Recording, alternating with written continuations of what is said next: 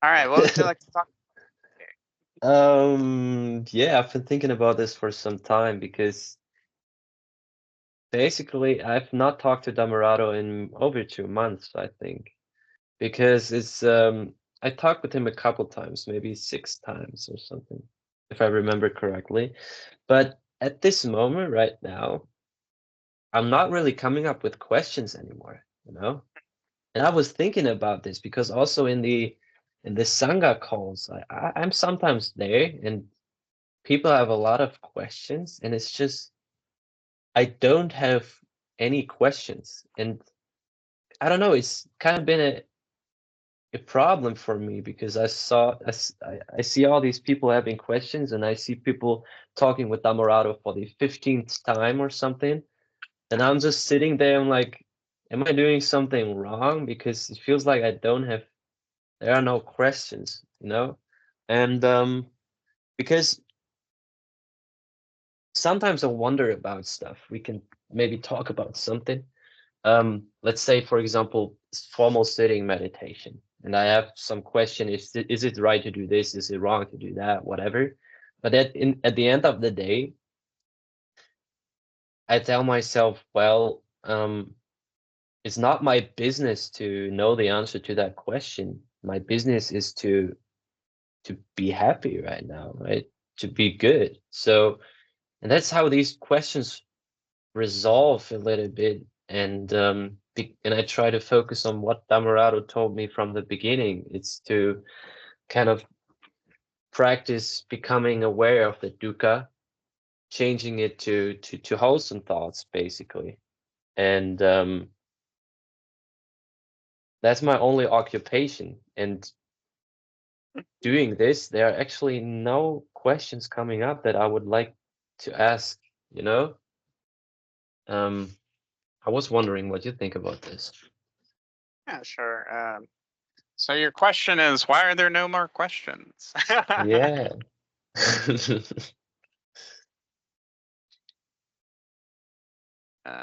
Yeah, questions come because there's doubt. What is the doubt?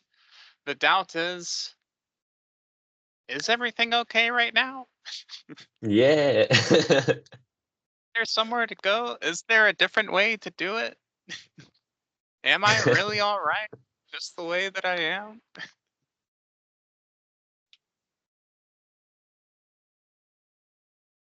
Mm. When we see that, yeah, everything is okay, you're just fine. There's no place to go. Everything's all right. When we recognize this, we see that that is just the true nature of this present reality. And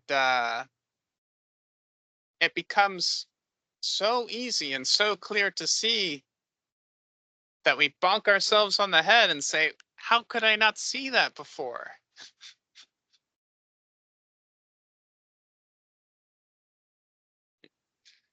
Uh, it's almost obvious. But the truth is that it's really not all that obvious. It's profound and not easy to see, except for those with little dust in their eyes. Because the thing is that just about everyone has passed down these lies, these stories, these bad habits, telling them that they must have a question. I mean, a quest to go on. That's what a question is a question is asking for a quest. Yeah. Like, how do I practice correctly? Give me a quest so that I can practice correctly now. Yeah. Is everything Sometimes I feel like it's getting so far out because for example, I've been meditating for a long time now, and it changes, it evolves a little bit over time, right? And every form of sitting meditation is a little bit different. And I catch myself being really, let's say, my mind is cluttered and a lot of thoughts come up and stuff like this. And I'm not really, I'm having a little bit of a hard time to focus on my breath. And then I'm having some bad thoughts about this, me not being able to concentrate on my breath. And then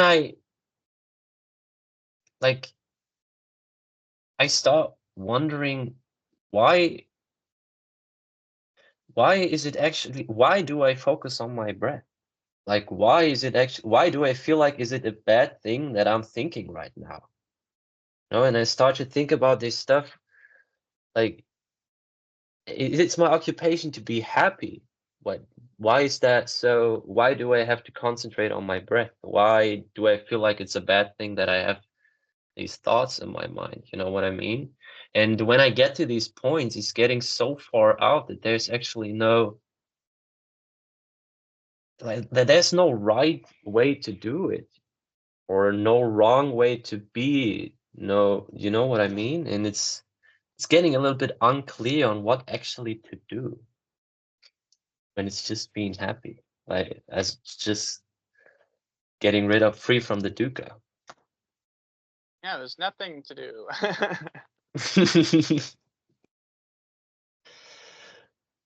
Yeah, what, how do you do it? Like, what is your formal meditation practice? I heard a lot Yeah. of different stuff, and a lot of people talk about like anapanasati. Like I heard a Ajahn Amaro talk. I think he said something like, well, when you focus on your breath, you do this for 10-15 minutes, and you notice that your less thoughts are coming up and you become more concentrated on your breath and so on. And I'm just sitting there and thinking like, why do this?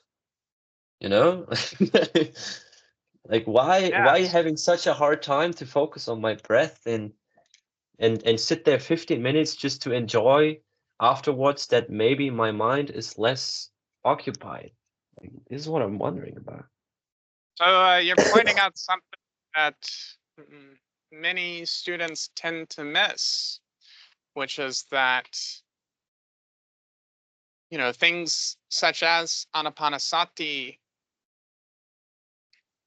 they serve the purpose of getting us out of dukkha, because that's the real practice, is dukkha nirodha. That's the real practice, is becoming noble friends with ourselves on the inside and making noble friends on the outside.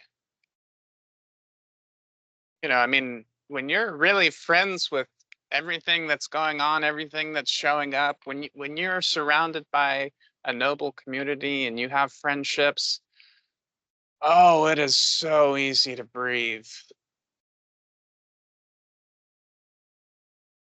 But when you're in a dark alley and there's some questionable characters hanging out around you, and yeah, you can tell yourself, hey, take it easy, man.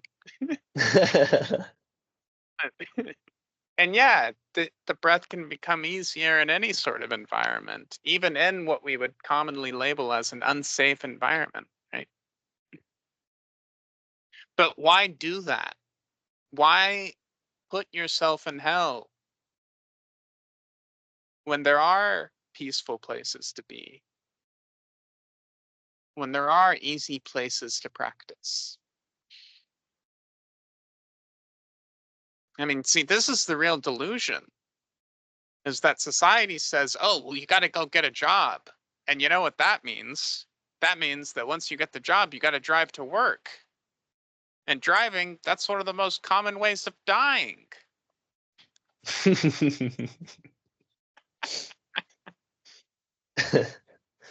then the other common way of dying is heart attack. Why do people get heart attacks? Because they're stressed at their job. So society, what are they telling you? They're saying, hey, go kill yourself.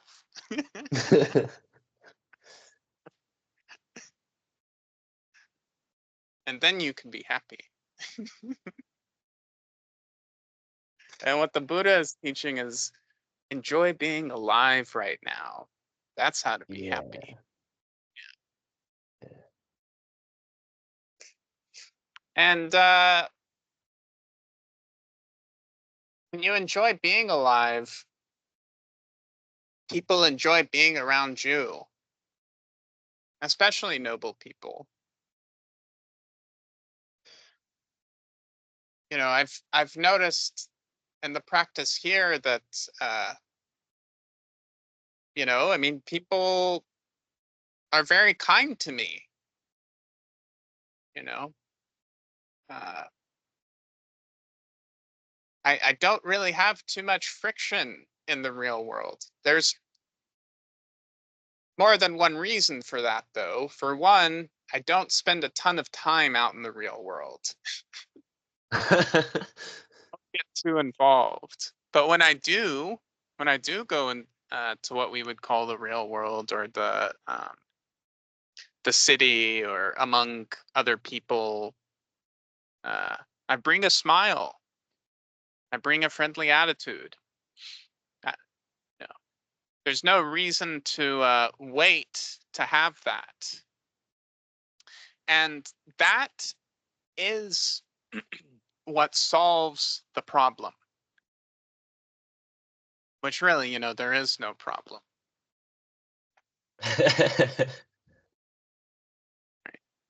But we get these worries and these anxieties of like, well, where am I going to move into next?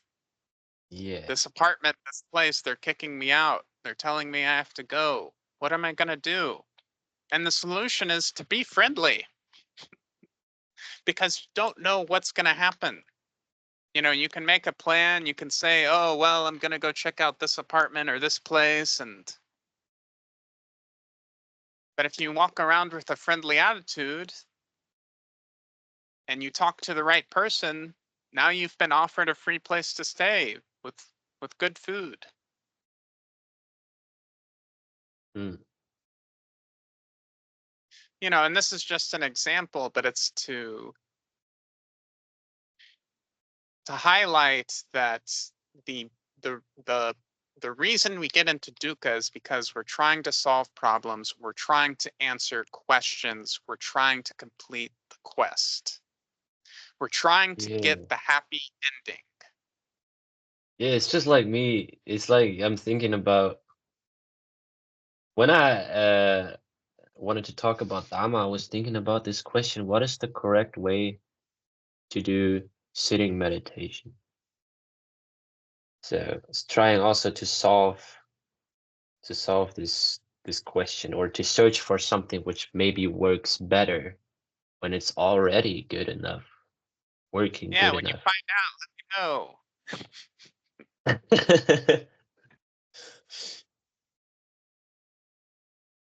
Yeah, Yeah, and we're not saying don't change the way that you practice.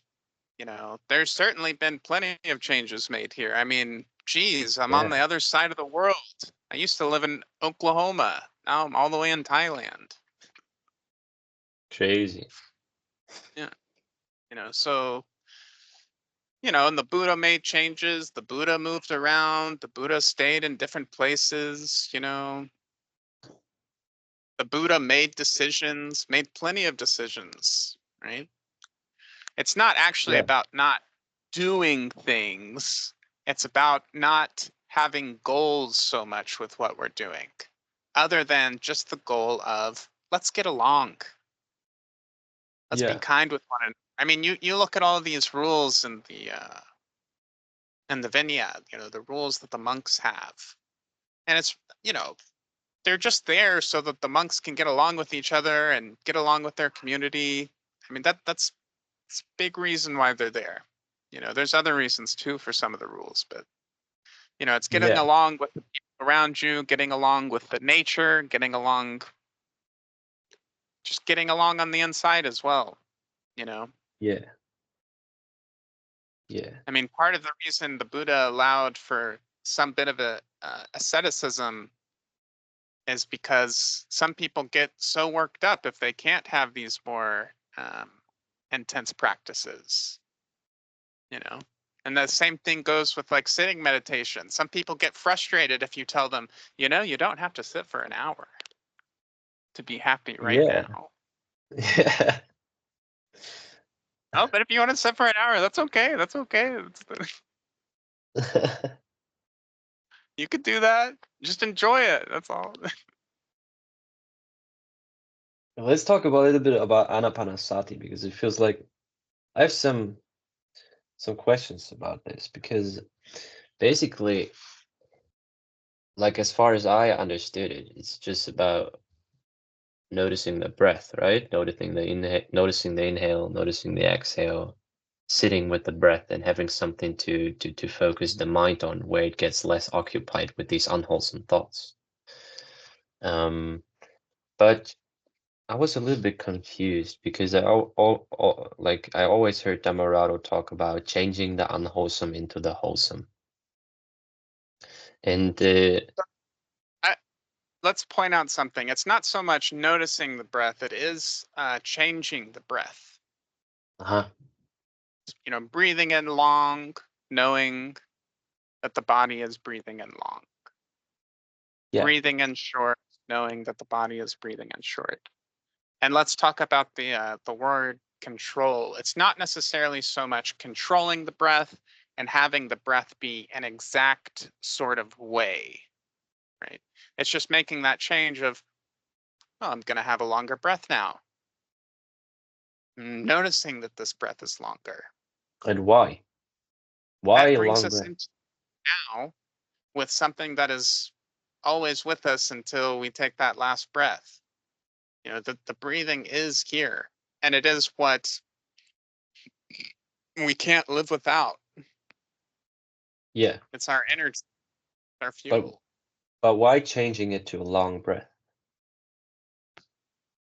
Mm, this serves multiple purposes. One, uh, it serves the purpose of getting the body oxygenated. You know, really getting oxygen into the blood and into the cells, and this gives the body energy. It also has the benefit of calming the mind down, calming the body down, just taking it easy, right? And really, it's a more natural way of breathing. See, when we talk about normal, the normal way of breathing, the normal way of thinking, this is what we're used to. This is the automatic way of thinking, the automatic way of breathing.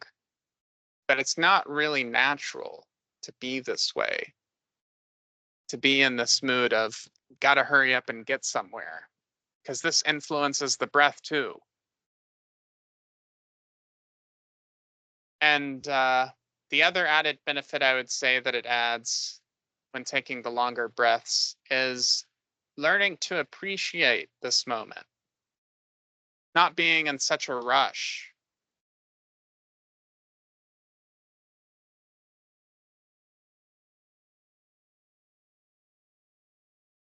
Being in a rush is actually what stops us from enjoying the here and now.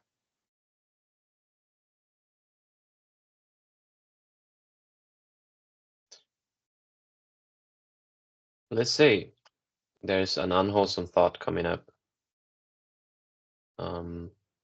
Something where I see myself as a victim, for example. And when this comes up, I was wondering, like, what is the way to react to it? To kind of just say, well, let me not get too occupied with it. Let me just focus again on breathing deeply. Or do I actively like use my intellect, use my mind, and say, well, this is bullshit. This is not true, not right. It's just okay how it is. Let me get back to my breathing. You know, there's slight difference in between it, because in the one you don't use the intellect that much. You just try to get into this flow of experience, right? Of focusing on the breath and experiencing the breath, changing the breath. and in the other you kind of use your intellect as well as a force to change your mind.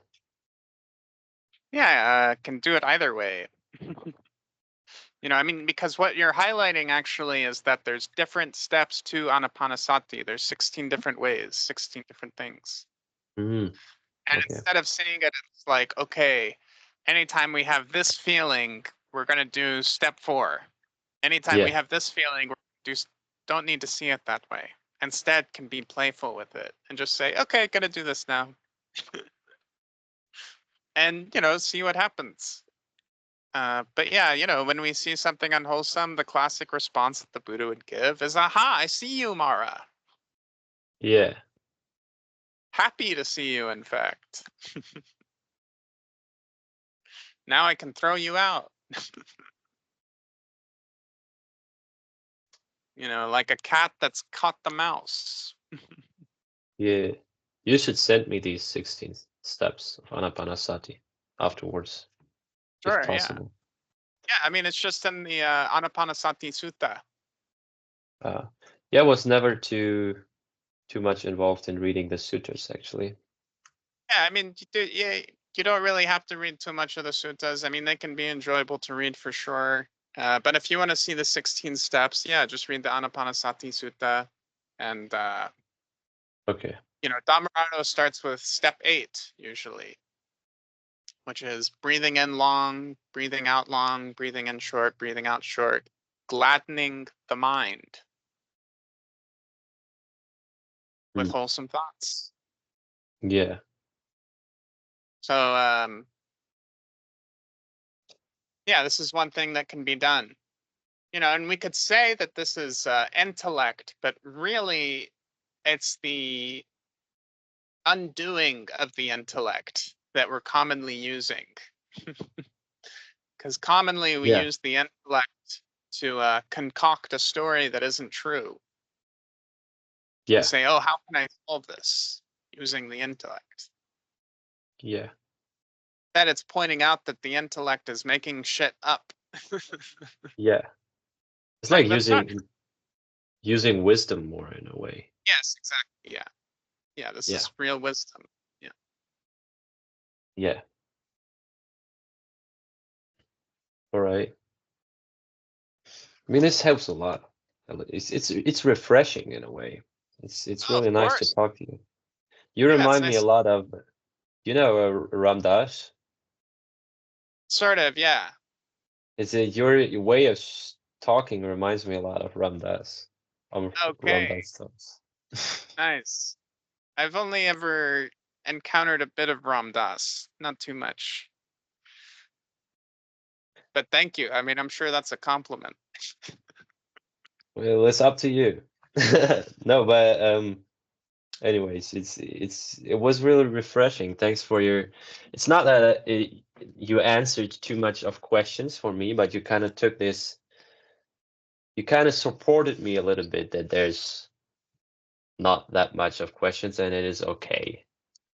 So Yeah, thanks stop a lot being for on a this. quest for questions.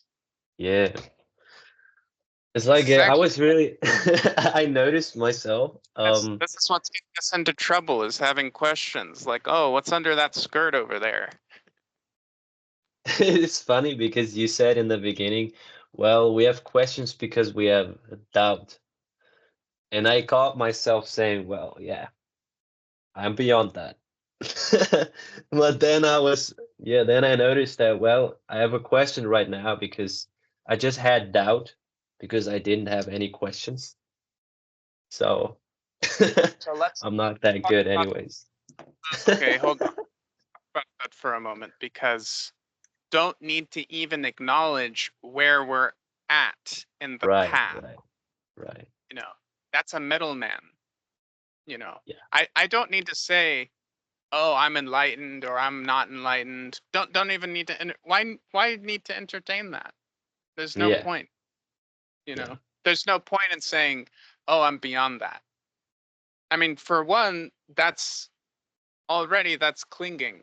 Is as Buddhadasa said, there's nothing worth clinging to as I, me, or mine. So it's like, and then the other thing he said is who or what gets enlightened. Mm. And so, this is why Dhammarato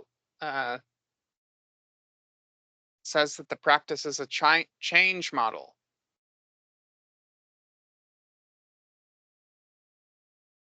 What do you mean by this? A change can be made, but you don't have to see it so much as like,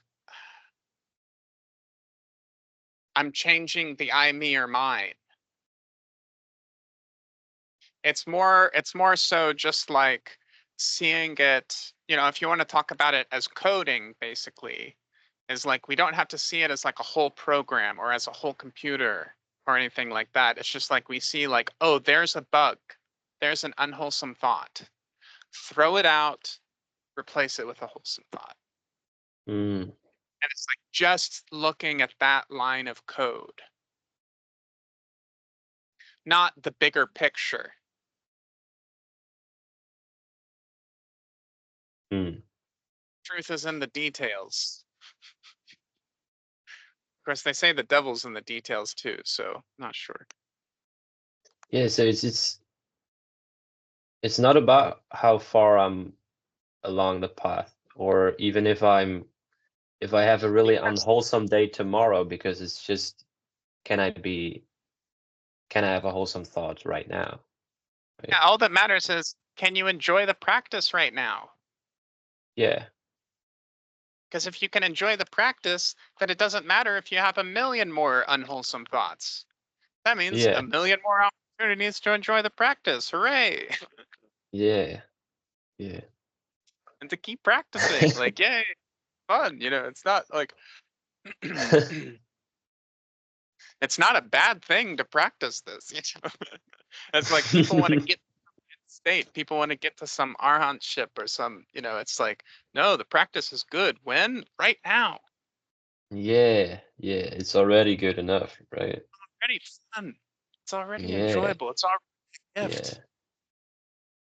I'm already enlightened. You're already noble. Can you see yourself that way? Yeah. When Yeah. when the Buddha told Angulimala, I have stopped.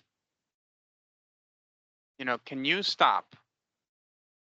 That was already an invitation for Angulimala to be a noble right then and there.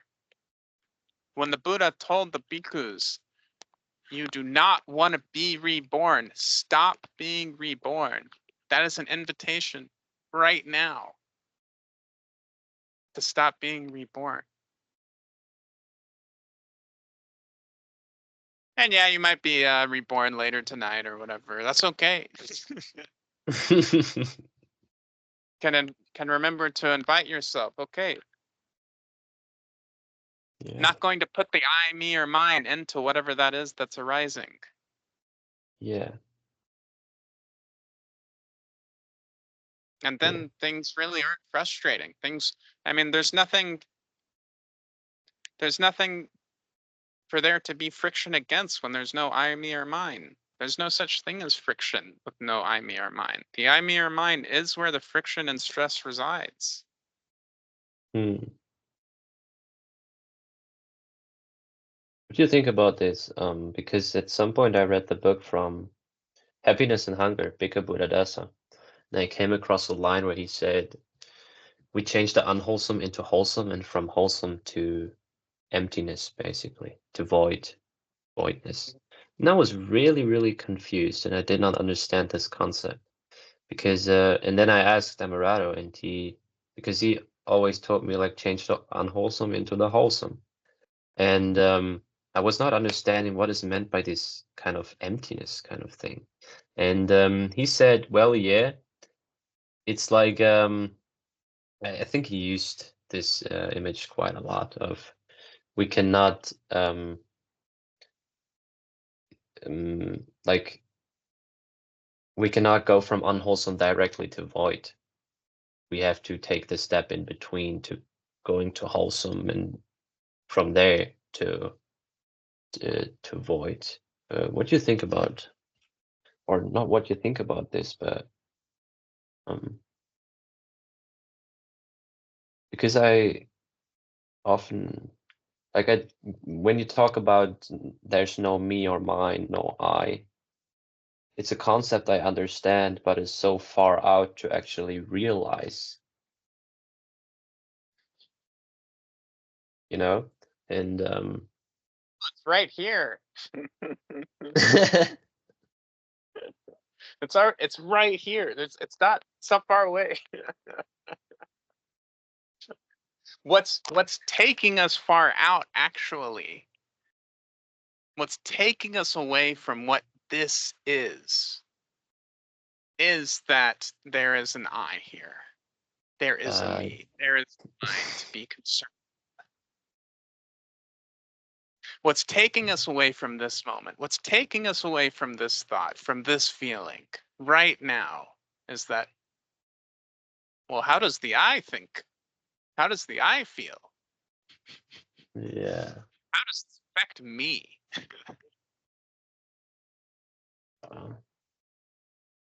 But when then there's no concern with that, then this is it. It's like this. You know, that's what Ajahn Sumedho would say, is it's like this. And then Bhikkhu Buddhadasa say, this is it. It's just this. Yeah, that's it. Yeah, I remember talking with someone about this. And how Dhammarato says is there's nothing to it. Yeah. You know, when there's no you know, the reason we see things as hot and cold, as blue or red, that's just us categorizing things. That's giving name and form to things, giving labels, giving things concepts. You know, you're sitting in a chair because you said that it's a chair. Mm.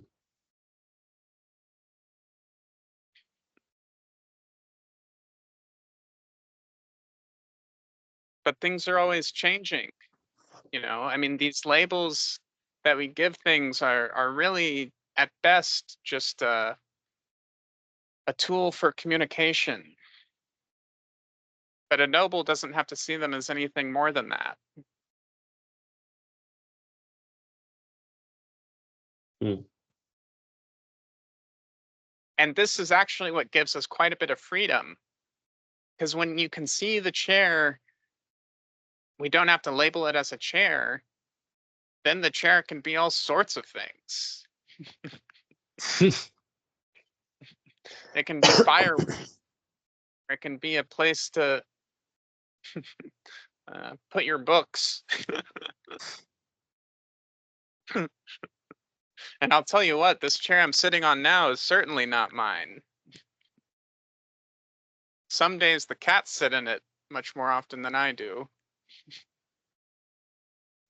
But this is the real name and form to investigate, is are we putting that label of that's my chair, that's my thought, that's my feeling, that's my discomfort, that's my stress, that's my dukkha.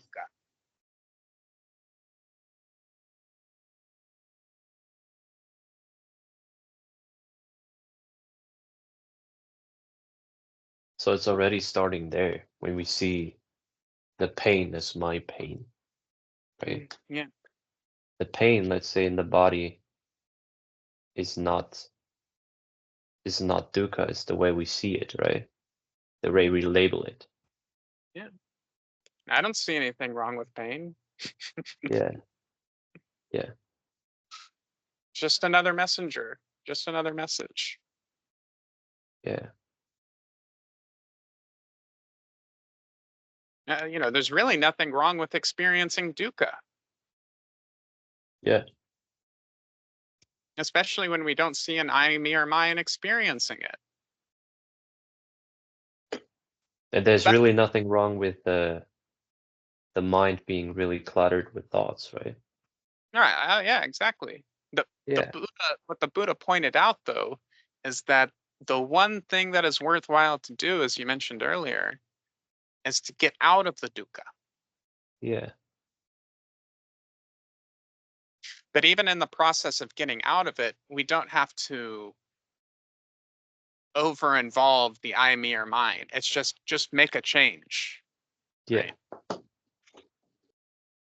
yeah, Because sometimes, I'll give you an example, is sometimes changing our environment, changing where we are, will make the body more comfortable. But it's not necessarily Jonas that's making the body more comfortable. It's more so the environment that's making the body of Jonas more comfortable. So who can we label as making the body more comfortable, Jonas or the environment? Well, we don't need to label it as either. We don't need to label it as Jonas or as the environment or what. It's just we can just recognize, okay, we're making a change, yeah, body comfortable. We're making a change to have wholesome thoughts. yeah, yeah. Great. That's nice. Thanks a lot, Mikey. Yeah, thank you, Jonas. Really enjoyed this. Yeah, me too. As I already mentioned, it's really refreshing, and I'll already looking forward to rewatching this recording because Sure. um yeah, it's really nice. At times, it's good to kind of understand the simplicity of it again. Mhm. And yeah, thanks a lot. There are, Sorry? it's also profound. There are few who can see this path clearly. Profound. Yeah. Glad to have you here on this call and to talk the Dhamma with you, Jonas. It's been very enjoyable. Yeah, I also enjoyed it a lot. Thank you. Thanks, Okay. Mikey. Yeah, I'll let you go here. Take care, my friend. Bye bye. See ya. See ya.